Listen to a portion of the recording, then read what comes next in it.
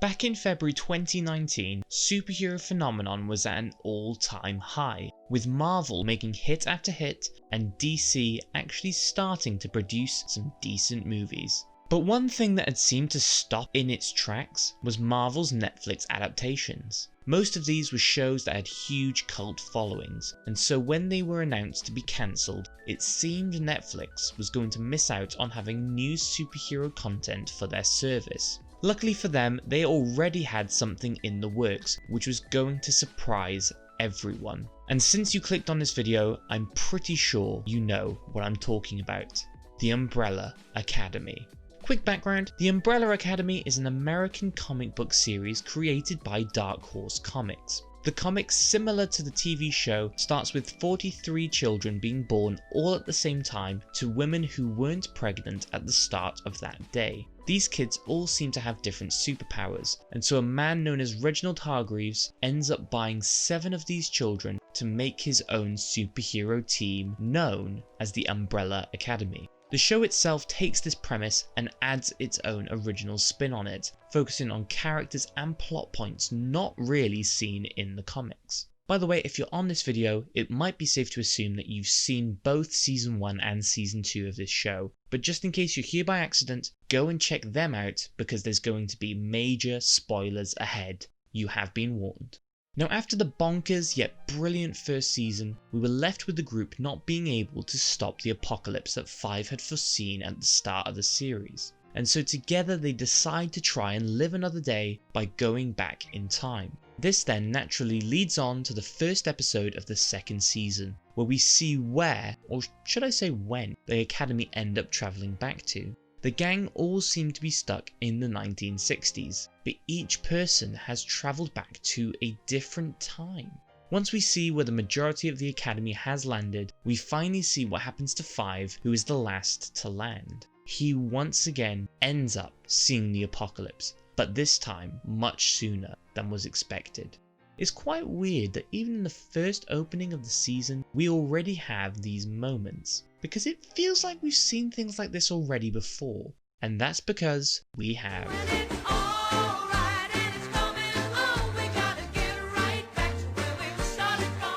As I mentioned before, the first episode kicks off with the Umbrella Academy being split up across the early 1960s, all dropping in at different points in time. The first half of this season's episodes end up fleshing those stories out to see how each character's lives have panned out in the 60s. This is a great move on the writer's part as it allows for these characters to have their own personal stories in these episodes. We see that Luther is a boxer and a bodyguard for a famous gangster, Allison is a civil rights activist, Diego is stuck in a mental institute for trying to save the president, more on that later. Vanya is living on a farm but has no recollection of what happened as she seems to have amnesia. And Klaus, well, Klaus ends up being the leader of a worldwide cult. All these arcs are new and give us great insight on each character's personality and what they are like by themselves. Luther needs to work for someone who has authority over him, just like his dad did. Allison uses her voice to try and persuade good to come into the world. Diego has an extreme hero complex that can only be fulfilled by saving the president. Vanya ends up connecting with Sissy and Harland, thus showing us that at heart, she isn't the monster we see her become at the end of season 1. And then Klaus, being the nihilist that he is, ends up creating his own religion for people to worship him. These arcs are original and add brilliant development to each character.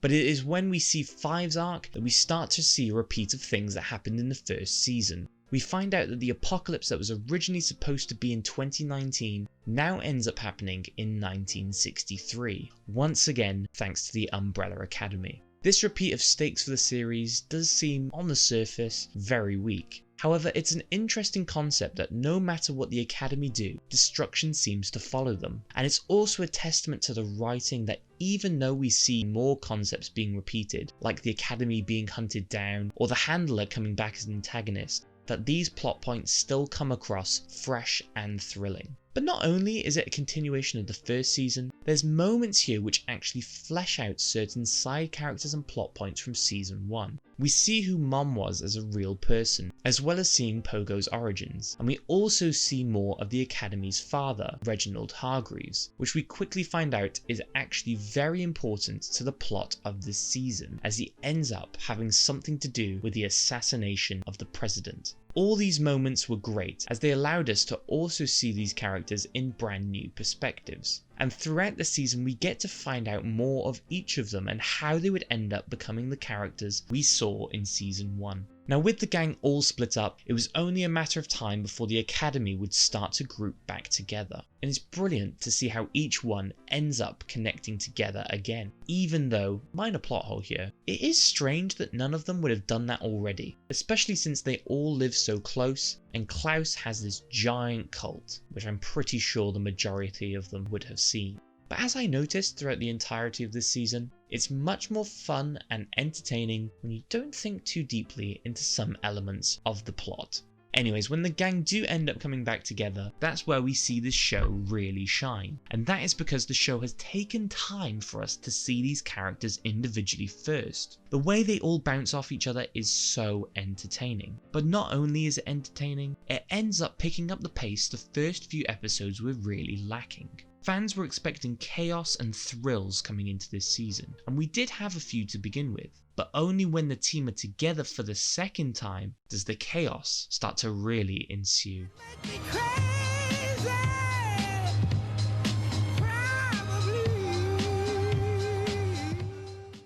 By the end of the first half of the season, we ended up having some really well written, fleshed out characters and story arcs. But two things that it was lacking was the chemistry between the whole family, as well as the fabulously chaotic moments that was familiar with the show. Luckily, this second half of the season had all of that in abundance. Even though the previous episodes had some great moments with the family being all together again, it was really episode 6 that took that and ran with it. The scene of them all together in their meeting with their dad was absolutely fantastic. It was well written, well paced, and well, just great entertainment. Episode 6 would also show us a different side of both Five and his dad.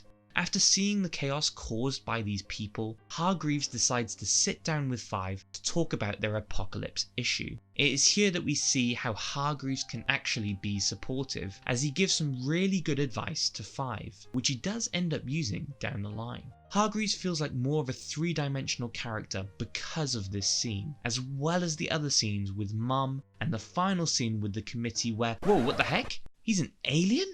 Why is he an alien? A few moments later. Okay. Wait a minute, so he's always been an alien? Even in the comics? Fair enough. Anyways, back to what I was saying. As well as having this great scene in episode 6, episode 7 really shows us how chaotic this show can get. We start off the episode with Five killing the board of directors as part of his deal with the handler to get his family back safe. However, once this has happened, the deal changes so that Five only has 90 minutes to get the whole family together. Creating this time limit has real tension to the episode, as we want all these characters to get back in time. But we know that a few of them have created some really strong connections in their time there. And it is these connections that are fleshed out in the first half of the season that end up being the reason why they don't end up going back home. Oh, and the idea of having Ben in this episode to take over Klaus is brilliant as a concept and as a visual, and it also allows us to believe this scene later on. Episode 8 keeps this chaos going as we find out about the 7 stages of paradoxical psychosis. We find out all of this in the build-up to Five meeting his past self. We find out in the first season that Five was a hitman, and one of the hits that he had to take was making sure that Kennedy was assassinated. The great thing about this concept is being able to see what happens when they do meet, and how these 7 stages are shown in the 2 of them. During this time, however, Vanya is being interrogated as she is believed to be a Russian spy. This interrogation banishes her into her own mind, where she has to try and accept the truth of who she was and what she did. It's a really hard scene to watch, as we have to see Vanya not only eat this brain, but actually suffer with what she has done. But since she is now also connected to Harland, thanks to her saving his life earlier in the series, we see him suffering too. This leads on to episode 9, where Klaus, Diego and Allison are there to try and save Vanya from causing the apocalypse. We see each one try their hardest to get to her, but it is only Ben who is able to. We see him enter into her body to try and help her find peace with herself. The scene between the two is super heartwarming as we begin to see them connect with each other, before we realise that Ben was doing this all even though he knew he wouldn't be able to survive it. It's such a sad moment, but one that wraps up Ben's whole arc quite nicely, or so we think. Now after Vanya stops, we believe that the apocalypse has so too. However, it's not over just yet, since we find out Harland now has the same power as Vanya, and is scared of what it's doing to him. At the same time, the handler has been manipulating a bunch of different people into a point where she has control over the time agency. And now she has her eyes set on Harland. And so, coming into the final episode, quite a lot had already happened in the series, but there was still some twists and turns yet to come.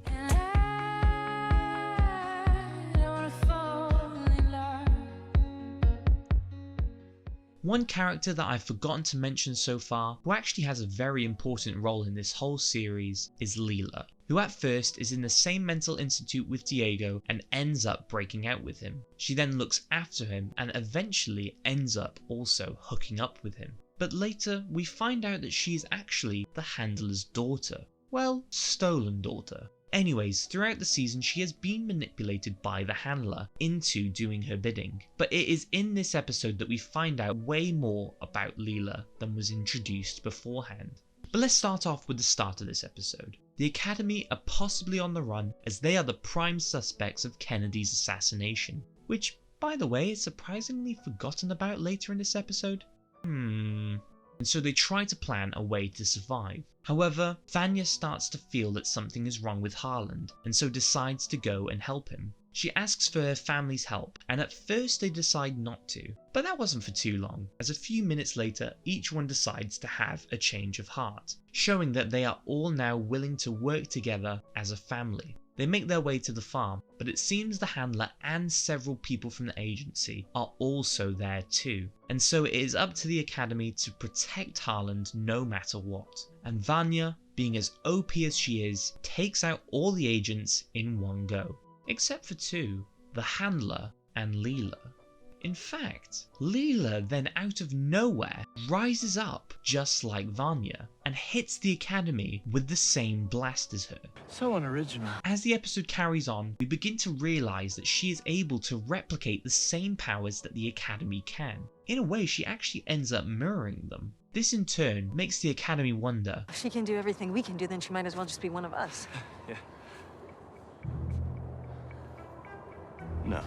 Yep, it turns out that Leela is actually another one of the kids that was born just like the Academy. After finding this out, this leads on to a heartwarming scene where Diego and the family convince her that she has been mistreated by the handler and that she deserves a real family. But as she decides to accept this, the whole Academy crew are shot down by the handler, showing Leela once and for all who she really is. Once the handler then shoots Leela, we see her walk over to Five to finish the job. But before she could, the final Swede, oh yeah, they're a thing, aren't they, walks in and shoots her. Five is left there, wondering what he can do to reverse this. And we then cut back to what Hargreaves said to him in the bar. Start small. Seconds, not decades. And so, Five ends up going back a few seconds to stop his family from dying. And this time, a few things play out a little differently, as we see Leela chooses to run away from the Academy after seeing her mother die, giving us the possibility that we might see her again. Anyways, with the handler dead, hopefully for good this time, Vanya goes and removes the link between her and Harland, thus taking away his powers, or so they think. And so with things seeming to have been sorted, the Academy ends up travelling back to 2019, hopefully with things back to the way they were.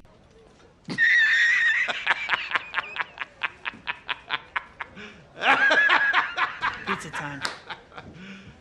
You serious? Oh no, this is Umbrella Academy, and in such a style befitting to this series, it doesn't work out the way it's supposed to be. the gang travel back only to find out that now Hargreaves isn't actually dead, and there's no Umbrella Academy, rather the Sparrow Academy.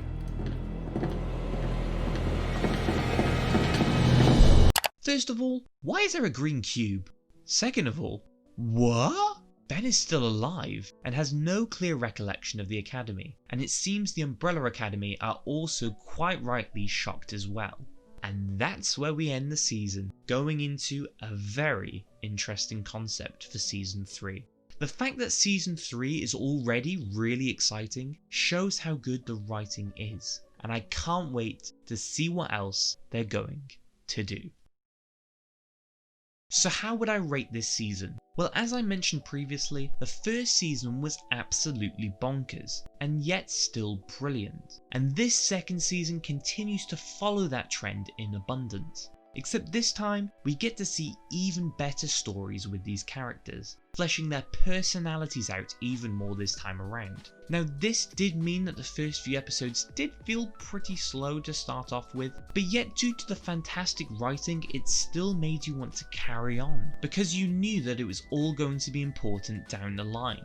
And once the gang are all together, this show really is at its peak, showing us great chemistry through the writing and through the actors themselves. Yes, there were some repetitive things within this season, but when you have a show this good, sometimes repeating things that have worked already don't feel as cheap as it might do in another series. And also with this final cliffhanger, it does seem that the show is still coming up with exciting, creative ideas to make us as an audience carry on watching. So overall, after looking at this whole season and how it ended up improving on loads of things that came in the first season, I'm going to rate Season 2 of Umbrella Academy a 9 out of 10. Thank you so much for watching this video. I really hope you enjoyed listening to my thoughts on this brilliant show. If you did like this video, it would be amazing if you could hit that like button down below. And if you want to see more videos on huge pop culture movies and TV shows, then subscribe to the channel as new reviews are coming soon. Speaking of which, it's time to return to the MCU as it seems we have another superhero back in the past that we need to review. Hopefully I'll see you then. Have an amazing day and I'll catch you all in the next video. Bye!